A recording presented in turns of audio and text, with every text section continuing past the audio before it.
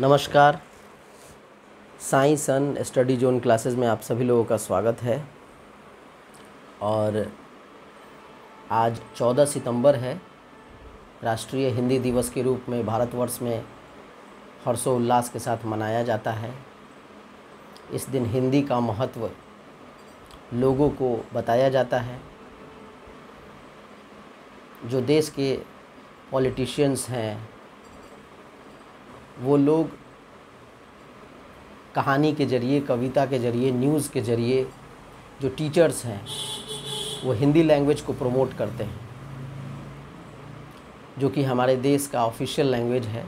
इसके अलावा अंग्रेजी भी है, लेकिन अगर आर्टिकल 343 को अगर हम देखें तो हिंदी ही देश की राष्ट्रीय भाषा है।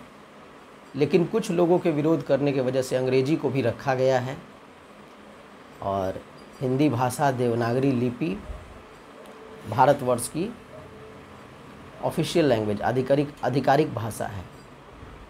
तो इसी दरमियान हम लोग आज एक ऐसे शख्सियत के बारे में पढ़ेंगे जो भारत के पूर्व प्रधानमंत्री थे और जिनका स्पीच सुनने के बाद, भाषण सुनने के बाद कहीं ना कहीं आपके अंदर ये भावना जगेगी,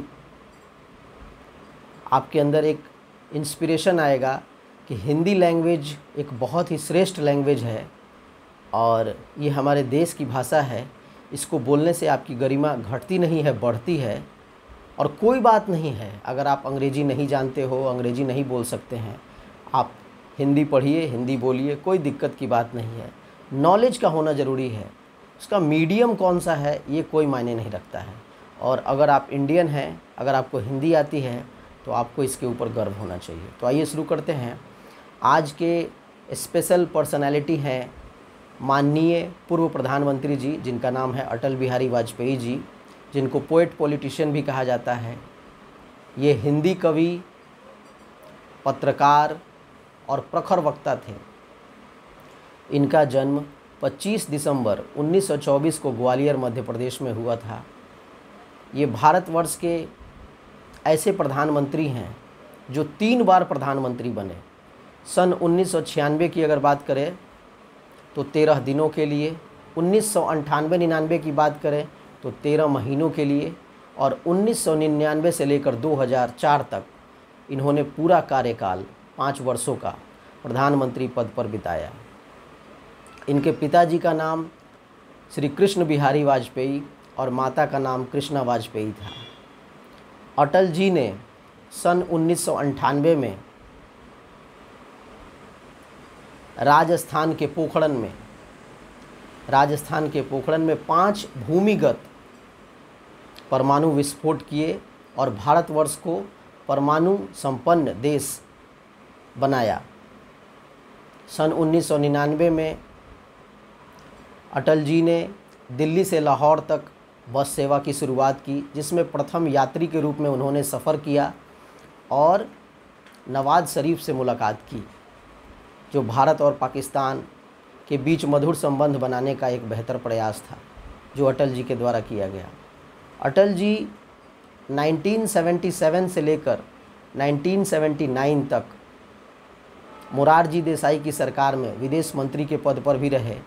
और ये एकमात्र ऐसे पॉलिटिशियन हैं इंडियन जो यूनाइटेड नेशन जनरल असेंबली में जाकर इन्होंने हिंदी स्पीच किया और भारतवर्ष को गौरवान्वित किया। 1968 से लेकर 1973 तक अटल जी भारतीय जनसंघ के अध्यक्ष भी रहे। सन 1980 की अगर बात करें तो इन्होंने भारतीय जनता पार्टी की स्थापना की, भैरव सिंह शेखावत जी और लाल कृष्ण आडवाणी जी के साथ मिलकर, जो भारतवर्ष का सबसे बड़ा पार्टी अभी बना हुआ है, नेशनल पॉलिटिकल पार्टी, जो पूरी मेजॉरिटी में है। अटल जी का देहांत 16 अगस्त 2018 को एम्स नई दिल्ली में हो गया। करीब 93 वर्षों का जीवन काल अटल जी का एक बहुत ही प्रेरणादायी, और कहीं ना कहीं इनके जितने भी भाषण थे मोस्टली हिंदी तो हिंदी लैंग्वेज को प्रमोट करने वाले ये पॉलिटिशियन रहे हैं। सन 2015 में अटल जी को भारत रत्न से नवाजा गया। अटल जी पूरा जीवन अविवाहित रहे। नमिता भट्टाचार्य और रंजन भट्टाचार्य, नमिता भट्टाचार्य जो कि एडॉप्टेड चाइल्ड थी, जिनको अटल जी ने गोद लिया था, उन्हीं के साथ अटल जी रहते थे। राष्ट्रीय भावना से ओतप्रोत बहुत सारी पत्रिकाएं, जिसमें राष्ट्र, धर्म, पांचजन्य, वीर अर्जुन, ऐसी पत्रिकाएं हैं जिनका संपादन भी अटल जी ने किया था। और अटल जी ने बहुत सारा ऐसा काम किया है जो सराहनीय है, अतुलनीय है। ऐसे महान विभूति को हम प्रणाम करते हैं, हम सलाम करते हैं। करीब करीब 10-15 वर्षों के काल में मैंने ऐसा देखा है कि जब भी अटल जी का नाम आता था कि अटल जी कहीं पर आने वाले हैं, उनका भाषण होने वाला है, तो लोगों के अंदर एक अजीब सा एक्साइटमेंट, एक उत्साह भर जाता था। लोग अटल जी को देखने के लिए, सुनने के लिए लालायित हो जाते थे। सबसे पहली बार अटल जी ने 1952 में लोकसभा चुनाव लड़ा, जिसमें वो असफल रहे। और फिर 1957 में वो दोबारा गोंडा जिले उत्तर प्रदेश से लोकसभा प्रत्याशी के रूप में विजयी होकर लोकसभा पहुँचे। तो इस तरह से अटल जी का जो जीवन रहा है, अटल जी को पोएट पॉलिटिशियन भी कहा जाता है। अटल जी ने बहुत सारी सुंदर सुंदर कविताएं लिखी हैं। मेरी 51 कविताएं उनकी एक पुस्तक है, जिसमें बहुत ही खूबसूरत कविताओं का संकलन किया गया है। मैं आप सबों से आग्रह करूंगा कि आप उनको ज़रूर पढ़ें। हिंदी हमारे देश की भाषा है, इस पर हमें गर्व होना चाहिए। आप हिंदी पढ़ते हैं, आप हिंदी सीखते हैं, आप हिंदी बोलते हैं, आपको इसमें हमेशा गर्व होनी चाहिए। लेकिन वर्तमान परिस्थिति में कुछ ऐसी संभावनाएं पैदा हो गई हैं जिसमें घर में, बाहर में, समाज में लोगों को ऐसा लगता है कि जो अंग्रेजी बोलता है वो ज़्यादा जानकार है, ज़्यादा विद्वान है।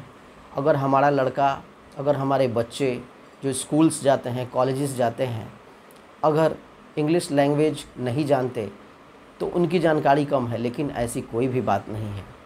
मैं जब छोटा था और अपने स्कूल में पढ़ता था, तो मेरे एक टीचर हुआ करते थे जिनका नाम अजय सर था। तो उन्होंने मुझे एक कहानी सुनाई थी जो मुझे अभी भी याद है।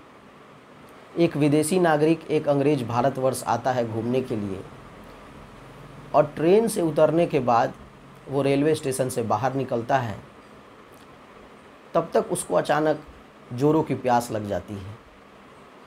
वो इलाका ग्रामीण होता है, चारों तरफ वो देखता है, उसे कहीं पानी दिखता नहीं है। कुछ दूर चलने के बाद उसे एक घर दिखाई पड़ता है। वो अंग्रेज उस घर में जाता है और दरवाज़ा खटखटाता है। दरवाज़ा के खटखटाने के बाद एक ग्रामीण व्यक्ति, एक किसान व्यक्ति घर से बाहर निकलता है और बोलता है, क्या बात है बाबूजी? तो अंग्रेज बोलता है कि sir, I am very thirsty, please give me a glass of water. लेकिन उसकी बात उसे समझ नहीं आती है। वो फिर बोलता है, क्या बोलते हैं बाबूजी? फिर वो कहता है कि sir please give me a glass of water, I am very thirsty. इस तरह से कई बार वो रिपीट करता है और वो ग्रामीण आदमी उस बात को समझ नहीं पाता है। फिर वो ग्रामीण आदमी अपने घर के अंदर जाता है और 10-15 मिनट तक कुछ तैयारी करता है और फिर तैयारी करके बाहर निकलता है। फिर वो अंग्रेज बेचारा वहीं पर खड़ा, फिर वो बोलता है कि sir please give me a glass of water, I am very thirsty. तब इस बार वो आदमी बोलता है ABCDEFGH IJKLMNOPQRSTUVWXYZ। इस तरह से वो बोलने लगता है। फिर अंग्रेज वही बोलता है कि अरे ये क्या बोल रहा है, कुछ समझ नहीं आ रहा है। फिर वो रिपीट करता है कि sir please try to understand me, I am very thirsty, please give me a glass of water. तो फिर वो बोलता है कि ABCDEFGH IJKLMNOPQRSTUVWXYZ। तो इस तरह से जब कई बार बोलने पर भी वो समझ नहीं पाता है तो अंग्रेज को इतना गुस्सा आ जाता है कि वो उसको थप्पड़ लगा देता है और चुपचाप वापस चला जाता है। तो मतलब ये नहीं है कि किसे अंग्रेजी आती है, किसे हिंदी आती है। मतलब ये है कि आप जहाँ रहते हो उस जगह की भाषा आपको आती है कि नहीं। आप भारतवर्ष में रहते हैं, आप भारत देश में रहते हैं, आप हिंदुस्तान में रहते हैं और हिंदुस्तान की भाषा हिंदी है। करीब करीब भारतवर्ष में 40% लोग हिंदी भाषा का प्रयोग करते हैं। तो अगर आपको हिंदी आती है तो आपको इस पर गर्व होना चाहिए। तो इसी शुभकामनाओं के साथ हम अब आप सभी को हिंदी दिवस की बहुत सारी शुभकामनाएं देते हैं और आपसे अनुग्रह करते हैं, विनती करते हैं, आग्रह करते हैं कि आप थोड़ा सा भी मन में ऐसा मत रखें कि मुझे अंग्रेजी नहीं आती है। बहुत सारे ऐसे विकसित देश रहे हैं, चाइना है, जापान है, फ्रांस है। उस देश में उस देश की भाषा आनी चाहिए। और कोई भाषा आपको आता है कि नहीं आता है, कोई दिक्कत नहीं है। सारे काम का चाइना में आप चले जाइए, आपको चाइनीज़ आनी चाहिए। सारे ऑफिशियल वर्क जो है चाइनीज़ लैंग्वेज में होते हैं। जापान में जापानीज़ है, फ्रांस में फ्रेंच है, सऊदी अरबिया में अरबिक है। तो इस तरह से कहने का मतलब है कि हर देश की अपनी एक भाषा है और उस भाषा को उस देश के वासियों को सीखना चाहिए, उस पर गर्व होना चाहिए। अब आप इंडिया में रहते हैं, आपको इंग्लिश नहीं आता है, आप डिप्रेशन में जा रहे हैं, आपके माँ बाप को चिंता हो गई कि अरे इसको तो इंग्लिश आता ही नहीं, इसको तो जॉब नहीं मिलेगा, इसको तो कुछ आता ही नहीं है, इसको तो समाज में प्रतिष्ठा नहीं मिलेगी। ऐसी कोई भी बात नहीं है। हिंदी समाचार पत्र, हिंदी पुस्तक, हिंदी नॉवेल, जर्नल्स, मैगजीन्स आप पढ़िए। आपके पास ज्ञान होना चाहिए। आपको अंग्रेजी नहीं आती है, कोई दिक्कत की बात नहीं है। Thank you very much.